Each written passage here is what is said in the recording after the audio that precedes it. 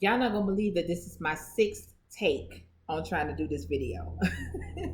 Six damn times. Okay, this ain't nothing but the devil. Okay. So anyway, y'all, it's me, KYP561. I'm coming in here to talk to you all about last night's episode of Love and Marriage Huntsville.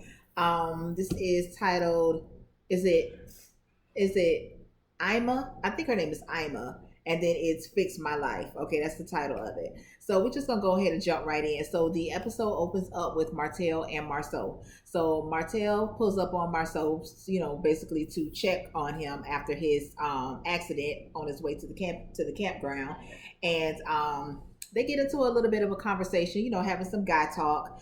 They talk about quite a few things. They talk about the history of the establishment that Marceau is opening up. I think it's called Uptown. So is it an Uptown and they're opening up a black lounge? Is it two different things, or is it just a two-in-one? I don't know. But anyway, so they talked about that. They gave a little bit of history on it and what it used to be back in the day. And then they also, of course, touch on, y'all hold on.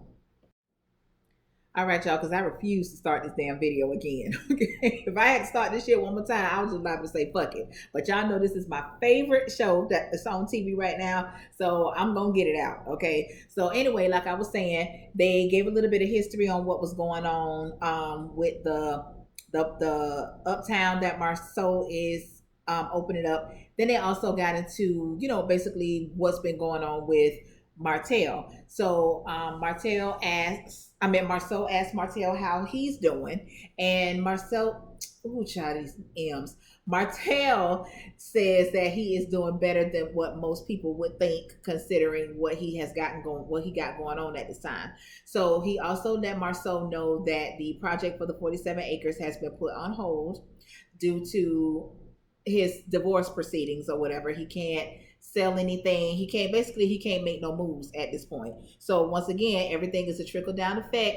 It affects everybody at some point, okay, because of you and your fuck shit that you got going on. So anyway, Marceau tells Martell that he would kind of wish that he would just go ahead and just hit rock bottom, because once you hit rock bottoms, you do everything possible for you to pick yourself back up and make sure that shit don't happen again. So Martell says that he feels like he has hit rock bottom, which I don't think that he has, but he did say that he's prepared for it. Whatever, I don't care. Okay. So anyway, let me see. So, and like I was saying, when he told him about the hope being placed on the 47 acres, Marceau pretty much felt like that whole shit was cursed from the beginning. Basically because how Martell went about getting it. He was on some fuckboy shit then. He basically stole it from up under Marceau. Now, I'm not sure. I think I remember them saying that they were all supposed to be going into that project together. And somehow Martell ended up taking the deal for himself. So just like Nene say, honey, you can't win when you're dirty. And that shit gets proven every time. Okay, you cannot win when you're dirty. And Martell, we know you's a dirty motherfucker, and that's why at this point you ain't winning. Okay. So let me see. So Martell, he seems to be taking Marceau's advice as far as like what he's telling him. But you think Martell already think he know everything, and you can't tell a motherfucker that know everything. You can't tell him nothing. Okay, so we'll see what happened with that. Mama Hope comes to visit Mel. Okay. They having their little conversation or whatever, and Mel brings up the fact that Martell is trying to pursue full custody of the kids. And Mama Hawk was like, oh, hell no. You know what I'm saying? Because she already knew where that was going. And Mama Hawk was like, oh, no, baby, Mama got a life too, honey. So I ain't no need him trying to get no full custody of no damn kids, because all my children are raised and I ain't raising no more. I love my grandbabies, but them is y'all children and y'all figure that shit out. Okay. And I said, I know that's right. So yeah, so that was that. So she also said, Mama Ho also said that she is pissed off about this new baby. She said, but it is her grandson, and she gonna love him just like she loved the rest of them. So she did spill a little tea to Mel, because Mel didn't know that it was a boy. I mean, I don't think that's neither here nor there, because a baby is a baby, regardless of the gender, and motherfucker's still on the way. Okay, so Letitia shows up to Marceau's office or whatever. And, she's dressed up for what it's worth. I hate Letitia's wigs, but whatever. And she had him to dress up. So he thinking that, they finna go on a date or whatever. She had it set up really nice outside. She had like this bubble. It looked like a tunnel. And it was like this plastic bubble. And in the inside of the bubble, she had it, set up for dinner for two. She had a chef or whatever. I thought that was really nice. That was nice. Now, I don't know who told her to do that, but that was good. I like that. I was here for that. Okay. So, in the midst of their conversation, she wanted to let him know that she was going to go ahead and do this girls trip or whatever. But before she got to that, she basically was explaining to him that she wanted to let him know that she appreciates him and that he is the foundation of their family. And without him, there wouldn't be a family, yada, yada, yada, blah, blah, blah. Okay. So, and he told her kind of like what I said last week when I told y'all that he feel like that shit that she be doing is just a little yang, yang, yang around the house and that it's a hobby. He basically told her that. He was like, listen, when we first met or in the beginning of our relationship, I told you that I can get the bag. Like, I can make the money. That I'll do that. You know what I'm saying? But all I need for you to do is just be my wife and be the mother to my kids. So it sounds like to me, in the beginning, they had an understanding that she would be basically a housewife. But see, that's why you can't make them type of agreements because you don't know what road you're gonna, which road you're gonna take. So she might have been okay with that in the beginning, but now that you're being surrounded by your husband's colleagues and their wives, and you see that their wives are doing XYZ, you're just as capable of doing those things as they are, but you sitting at home being Susie Homemaker. And so now you feel like less than because you already got self-esteem issues. You feeling less than because you got these women around you that's making boss moves and you basically just sitting at home making babies. You know what I'm saying? Making babies and making dinner. So now you want to jump on that train too. And which, listen, what I'm saying is nothing wrong with that. Like, I get it. I completely understand that, but that's not the agreement that you made. So now it's like you reneging on the agreement and he's still holding up his end of the bargain because he's still going out making the money. But now you're changing. You know what I'm saying? You changing up the play. And that's what he don't like. So, whatever. Then, like I said, she does tell him what's going on with Mel or whatever, and which, like, I don't think that should have been the place for that, but I get it, whatever. Okay, so she's going on a day trip with the ladies, Mel's included. Okay, so Mel and Martell, now they meet up to exchange their kids. They in some parking lot somewhere. So Mel done got the kids out the car. She done got their shit out the car. They all packed up in the car. She turning around, getting ready to leave.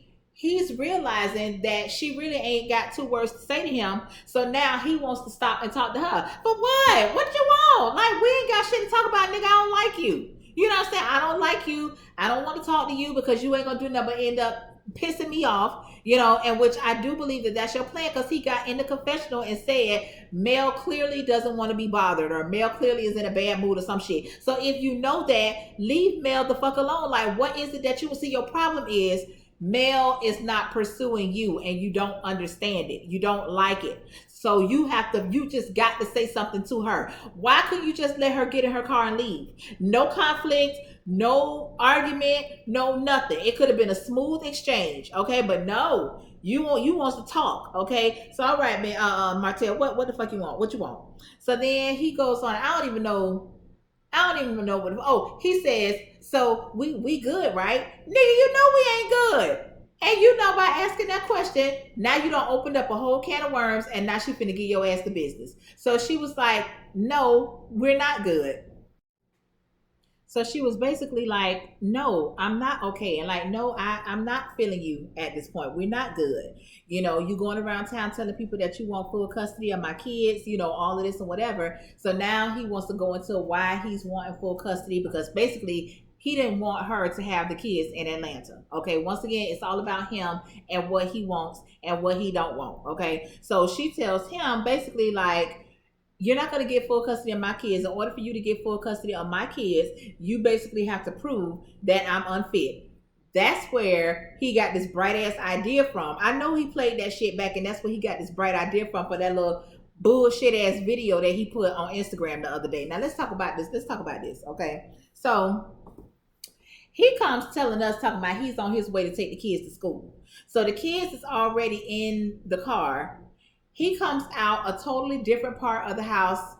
Whatever, that's neither here nor there. He gets in the car. Now he starts questioning the kids on camera, talking about, what did your Uncle Marcus do or something. So now he's basically wanting us to believe that Marcus is over there basically abusing the kids, okay? Because that's the way that he was trying to make a scene. He done popped somebody and done called them retarded and all this. Now let me tell y'all how I know Martell full of shit. Martell, you was ready to go all up in Marcus's grill just because Marcus told you something that your kid supposedly had said to him and his husband. You had then got all in your bag. I'm talking about you ready to whoop ass, you ready to kick ass, you ready to roll ass around, you ready to all that, okay? So now you sitting here trying to tell me that your kids that came back and told you that Marcus has actually popped one of them or whooped one of them, spanked them. I don't know what he did, but supposedly hand was laid to body in some type of way. Okay, you want us to believe that, and you sitting up in here in this car all cool, calm, and collected, just talking about it on the camera like, no, I can't have my kids around that and this and that. But just because the man repeated something that your kid supposedly said, you done hard down threaten him. Now, in my mind, okay, if you had that attitude about that, when your child or children came back and said that Uncle Marcus did whatever he supposedly did, you'd have been on your way to Uncle Marcus' house to whoop Uncle Marcus's ass, okay? So let's just scratch that. That's some bullshit, okay? Then you go to talking about, I guess he's talking about he called her retarded or whatever. Now, we also have to keep in mind that Marcus is a teacher as well. So now you want to sit here and make it seem like Marcus is verbally abusing children, where that can impact Marcus's career as a teacher. If the wrong messy ass parent gets a hold of this video and decides to take it back to the school, now the school feel like they have to do something, because these are basically abuse allegations. Hitting a child, because you know now you can't spank, you can't pop, you can't do shit to the damn kids, okay? And then basically name calling them retarded and stuff like that. So if this video makes it back to Marcus's school, now y'all got Marcus under damn investigation, okay, where they got to drag other kids into some shit to see if he's ever been abusive to them, whether verbally or if he's ever physically touched any of these other kids. Now you starting a whole nother something else. You got these kids clearly rehearsed, okay? Clearly rehearsed. When you said, what does daddy teach you? They all three start rambling off shit, but they all rambling off the same shit at the same time. Martell, get out of here. Get out of here and get out of here with that. Okay? Stop it. Stop it. Then you got the little baby over here crying, but you so busy trying to damn record, you done got out the car and you done left your kids in here to take care of this little baby and give her a bottle or a rocker or whatever it is that they was in there left to do. To me, that's been neglectful. Now you want us to believe that Mel has these kids in dirty clothes. You want us to believe that Mel just dropped these kids off to some random ass person and she just hauled ass and left. Okay, see, this is where the unfit part comes in at. This is what you thought you was doing this video to try and prove. But basically, you made yourself look worse than what the fuck we already think you look like in the first place. Okay, so then you go to hollering about she didn't I don't know if you said she didn't bathe the kids or she didn't bathe the baby in a week or something. And I'm like, Martell, you ought to be ashamed of yourself. Because if you're trying to if you want me to believe that this is the shit that Mel is doing now, then you would also want me to believe that that's the shit that Mel was doing when y'all was married. So then you would also want me to believe that you didn't have a problem with it then, because you kept pumping her up with babies. You kept doing that. You stayed with her. You still want to damn stay with her. You only want to stay with her because she's done with you. Had you been done with her, you wouldn't give a damn what Mel was doing. But because she's done with you, and that was not on your terms, because she done took you back so many times, you wasn't prepared for her to finally put her foot down and say, that's it, I'm done, that's it. Okay, so now you can't accept it. So now basically you're going to stalk the damn woman until I guess you feel like you can wear her down or whatever. I don't know, but I already told y'all before, man, you going to end up having to get a restraining order on that nigga because he ain't all there. Okay, he is not all there. But yeah, so then you got your little video going. I didn't watch the video all the way to the end. I think I watched it up to the part to where he had gotten back out of the car and was talking about the dirty clothes and this babysitter that's already got one child plus his children. Okay, so well, where you get the kids from then? Because you claimed that you had just found out about your kids being at this babysitter. So where you get them from? Where they was at? Where the kids was at? With your lying ass. With your lying ass. I don't know who told you to do that video, but that was not a good look, honey. I'm sorry. That was not a good look at all. I mean, I didn't see you no better than what I already saw you in. And I really didn't think that I could see you any worse than what I already see you as. But that video, yeah. So anyway, okay, we got Maurice, Kimmy, and Jalen. They meet up to discuss what Jalen got going on and when Jalen gonna get it together. Jalen basically said he ain't got no passion for nothing right now. He's just basically trying to figure out his way, and he gonna figure out his own way. He ain't gonna figure out his way based on Maurice's terms, which is going into entrepreneurship, and he's not gonna figure it out on Kimmy's terms, which is, work, get you a 9 to 5 to where you can retire, get you some 401k or whatever. He says that he's gonna figure it out on his own. So I mean, and I get that because you can only follow your own path. I would suggest that you just take a little bit of what both of them are trying to instill in you, and then put your own spin on it. Because like I said, you are very lucky to be in a position to where you have two people that are really trying to do what's best for you, or instill what they think is best for you, so that you can become a success. Because a lot of us didn't have that, and we get in our damn 30s and 40s and decided that's when the light bulb goes off and we trying to figure some shit out. Okay, so you really lucky, child. I don't know. So anyway, child, Tisha,